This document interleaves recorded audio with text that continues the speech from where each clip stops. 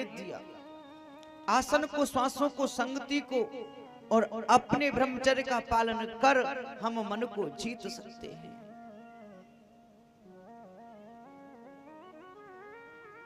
तो हमारा मन जब प्रभुमय हो जाएगा तो हमें मोक्ष प्राप्त होने से कोई नहीं रोक सकता। सुखदेव स्वामी कहते हैं, राजन परीक्षित आजकल क्या करें इस मानव की भ्रांति को। किसी से कह देना भजन करो तो कहते हैं अभी हमारा समय ही कहां है, हमारी उम्र ही ना है भाई।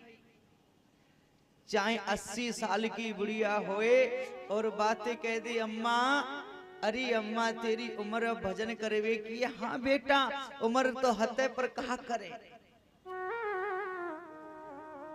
अब भाई भजन ना ही करना। क्यों?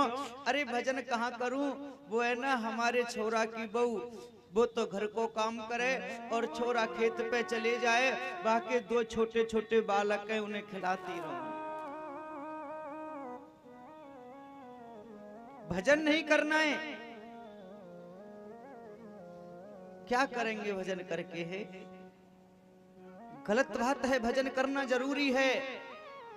हम मानते हैं बचपन में हमें कोई शोध नहीं होता,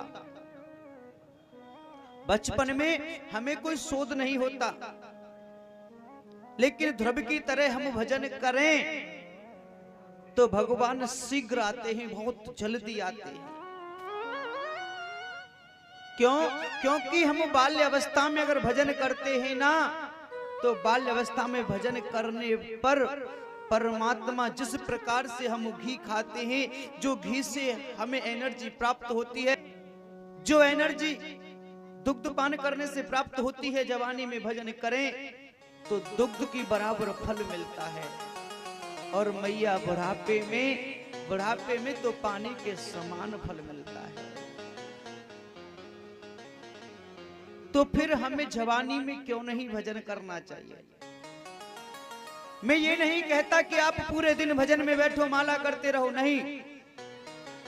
आप केवल सुबह प्रातः काल परमात्मा के दरवाजे पर जाइए और प्रभु से कीजिए और कहिए, क्या है प्रभु, आज मुझसे मेरे द्वारा किसी भी प्रकार का कोई पाप ना हो, मुझसे पाप ना हो पाए। केवल इतना भजन करना है। और रात को शयन करें तो हाथ जोड़कर प्रभु के सामने सोने से पहले और प्रभु से ये प्रार्थना कर लो, भगवान अगर मुझसे अनजाने में जाने में कोई पाप हुआ है उसे क्षमा कर देना। जब आप ये नियम अपना लोगे, बना लोगे, तो आपसे पाप होगा ही नहीं। और पाप नहीं होगा तो आपका भजन हो जाएगा। आदत बुरी सुधार लो, क्योंकि सही आदत डाल लो, बुरी आदत को अगर सुधार लोगे तो भजन हो ही जाएगा। आइए बड़े भाव से गाते हुए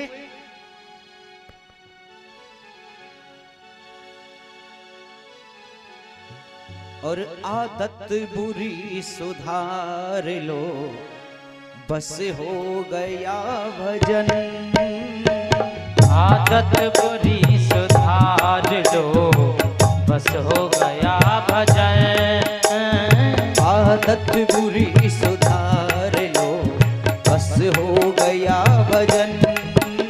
ओ आदत बुरी सुधार लो, बस हो गया भजन। ओ आदत बुरी सुधार लो, बस हो गया भजन। ओ आदत बुरी सुधार लो, बस हो गया भजन। वाणी के स्वर सुधार लो, वाणी के स्वर सुधार लो, बस हो गया भजन। ओ आदत बुरी सुधार लो, बस हो गया भजन। बड़े ही भाव से गाते हुए आदत बुरी सुधार लो, बस हो गया भजन।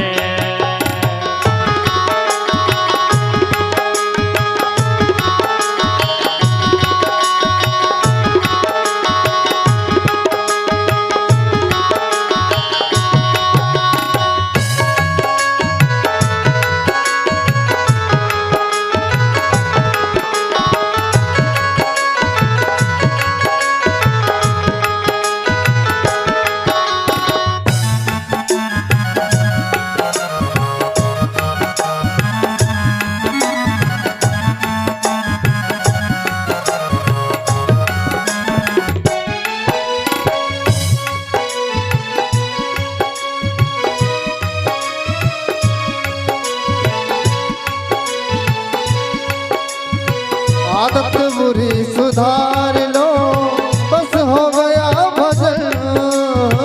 आदत बुरी सुधार लो बस हो गया भजन। आदत बुरी सुधार लो बस हो गया भजन।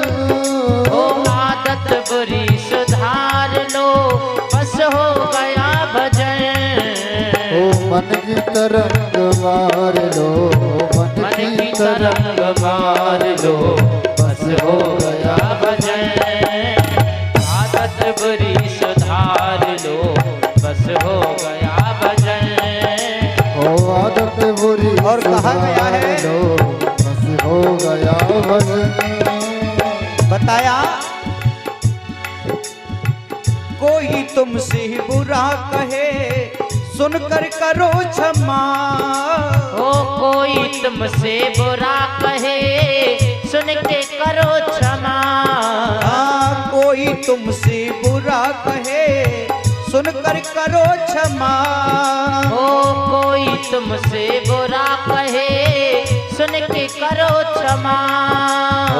कोई तुमसे बुरा कहे सुनकर करो क्षमा।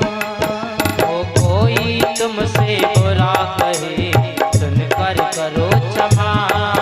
और ऐसे ही ये धार लो बस हो गया भजन। मन की तरंग मार लो बस हो गया भजन। आदत बुरी सुधार लो बस हो गया भजन। आदत बुरी सुधार लो बस हो गया भजन। आदत बुरी सुधार लो बस हो गया भजन। आदत बुरी सुधार लो बस हो गया भजन। मन की तरंग मार लो बस हो गया भजन।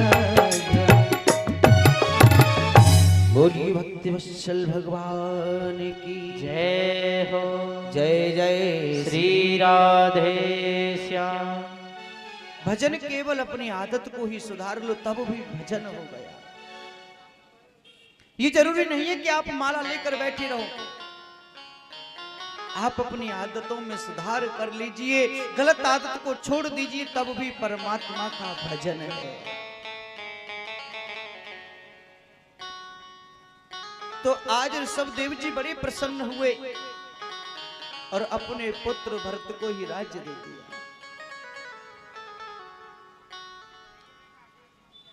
अपने पुत्र भरत को राज्य दिया और राज्य देकर तपस्या करने चले गए। भरत जी भी राज्य करते हैं लेकिन राज ऋषि बन जाते हैं। उनका रोजाना का नियम है वह 108 मालाएं तो कम से कम जपा करते हैं। माला में ध्यान लगाते हैं, 108 मालाएं तो कम से कम रोजाना जपा करते हैं। एक दिन भरत जी नदी के किनारे और माला का जाप कर रहे थे। जब माला जाप कर रहे थे तो अचानक उनके सामने एक हिरणी और दौड़ करके आई और वो नदी में छलांग लगाने लगी। लेकिन जब नदी में छलांग लगाने लगी तो उसने देखा कि उसके प्रसव हो गया। उसने एक बच्चे को जन्म दिया।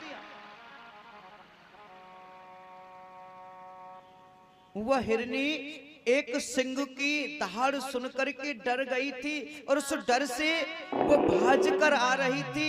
जब भाग रही थी तो भागते भागते सामने नदी आई, वो नदी में कूद गई, लेकिन उससे पहले उसने एक बच्चे को जन्म दे दिया।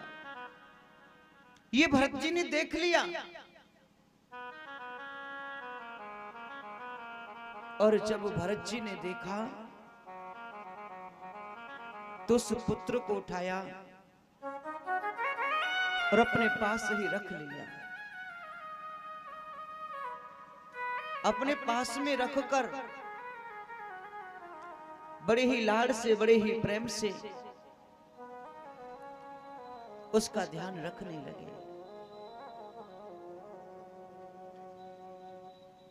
तो उस पुत्र से इतना स्नेह हो गया कि भरत जी जहां 108 मालाएं रोजाना किया करते थे, मालाएं छूटती गई, केवल 51 मालाएं शेष रह गई।